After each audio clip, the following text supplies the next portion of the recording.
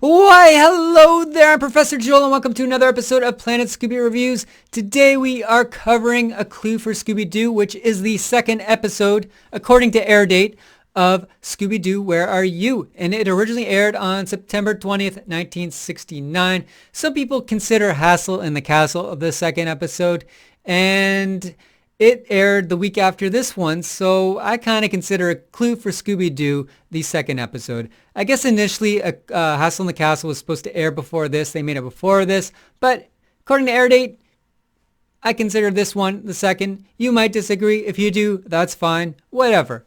Anyway, shout out to Nick for requesting this episode. Thank you, Nick. This was a great request. This is an awesome episode. Nick left me some comments about this. The one being that it does not have a laugh track. It's one of the few Scooby-Doo episodes not to have a laugh track. Also, you know, in Spooky Space Kook, they said they've never seen footprints that glowed before, but in this episode, there are glowing footprints.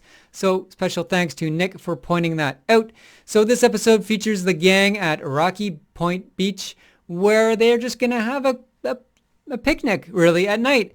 And Shaggy just wants to eat some chocolate-covered hot dogs. But their fun is spoiled when Scooby is surfing and the ghost of Captain Cutler emerges from the surf and scares Scooby and the gang.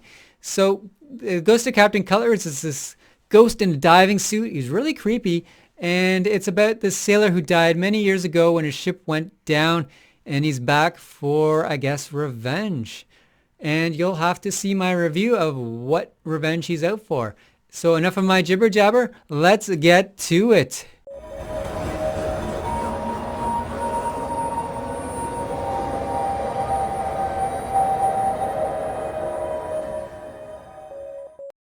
The episode begins with some mysterious glowing footprints on the beach, and a man in a vintage diving suit covered in seaweed walks into the ocean's depths. The gang show up at Rocky Point Beach for a beach party.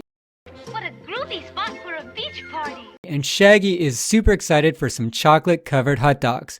I can already taste those chocolate-covered hot dogs. As Shaggy roasts his hot dogs over an open flame, Scooby is off surfing, and in the ocean, Scooby encounters the ghost of Captain Cutler. Making a mad dash back for shore, Scooby tries his best to explain to the gang what he just saw. He doesn't have to talk much further though, as the gang quickly see the captain rising from the surf. Zoinks!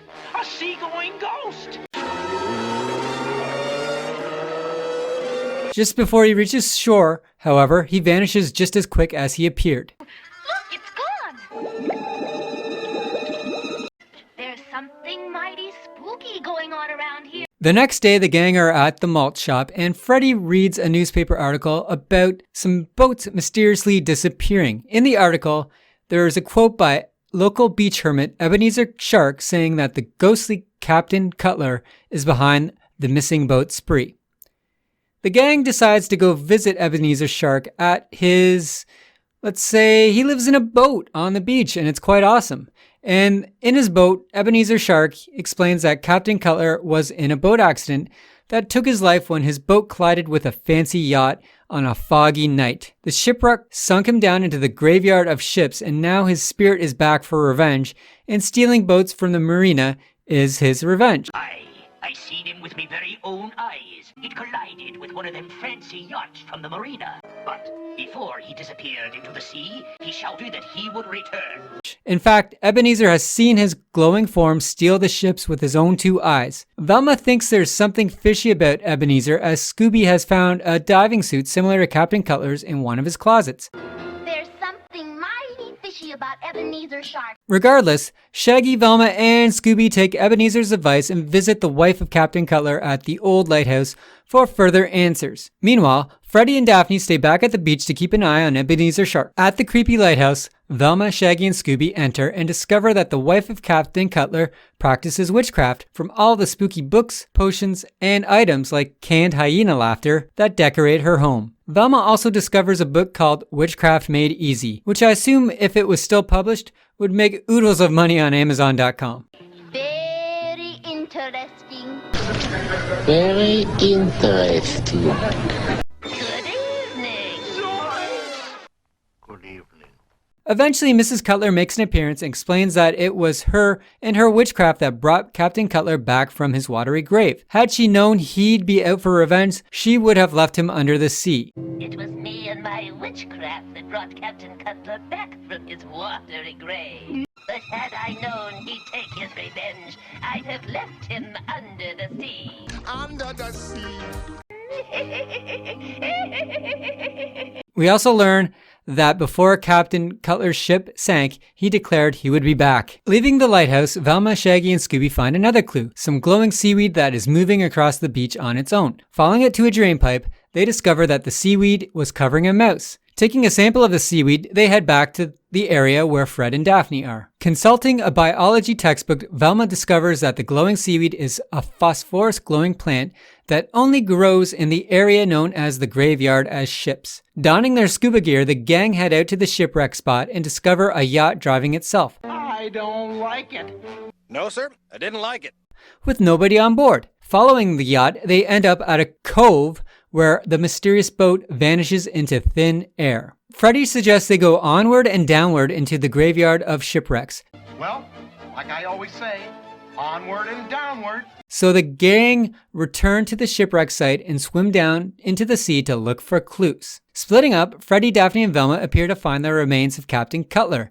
It turns out, though, it's not him, and they end up trapped in the room by the ghost of Captain Cutler. It's quite spooky, actually, because they have, they're eventually going to run out of air, and they're trapped in this room where there's this skeletonized man just sitting at a table. It's quite eerie, and it's quite nightmare-inducing. Shaggy and Scooby see Captain Cutler running away, and with some quick thinking, Scooby knocks the captain down. In the process, Scooby gets separated from Shaggy and finds an underwater shed full of scuba tanks. Returning to Shaggy, the two of them evade Captain Cutler, hunting them down across the watery shipwreck graveyard. Eventually, they end up with the rest of the gang where Scooby tells them about the scuba tanks. Leading the rest of the gang to the clue, Freddy also discovers glowing footprints to which they decide to follow.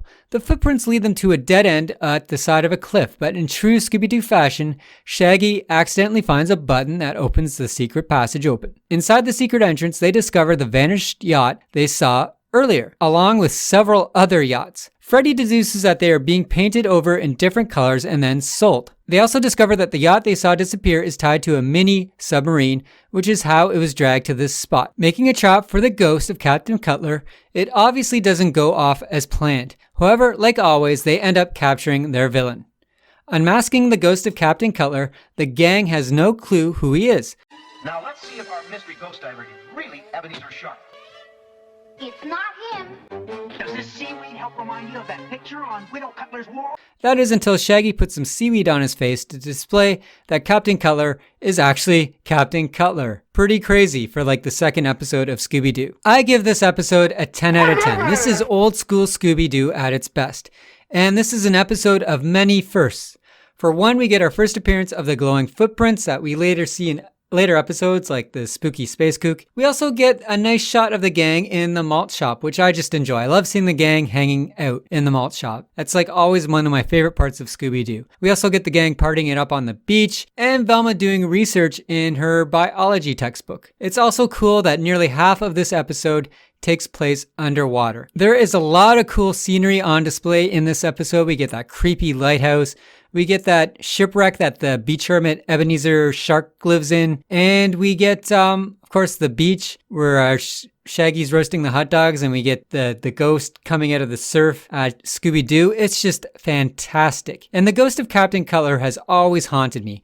I always wanted kind of a diving suit to put in my house, just on display, that in like a black knight suit of armor as well, just in the hallway. Haven't done that yet, but a guy can dream. What really haunted me about the ghost of Captain Cutler, though, is that skeleton donning that suit underneath the water and just knowing the gang are in there running out of air and they could be trapped in there with that skeletonized poor soul that's trapped in that ship. Very spooky. The animation in this episode is a bit choppy with this one, and the ghost of Captain Cutler isn't that scary otherwise because all he really does is growl and stomp around, but still gives me nightmares. But in this day and age, he probably isn't the scariest Scooby-Doo villain, but I don't think he has to be either.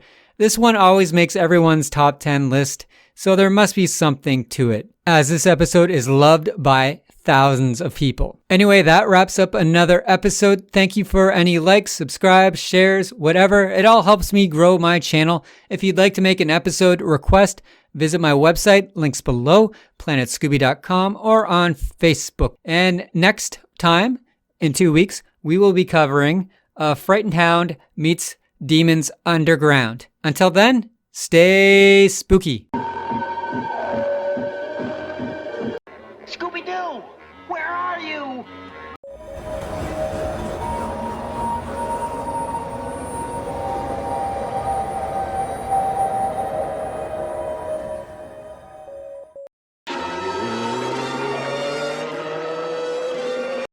Would you squeeze in for a Scooby snack?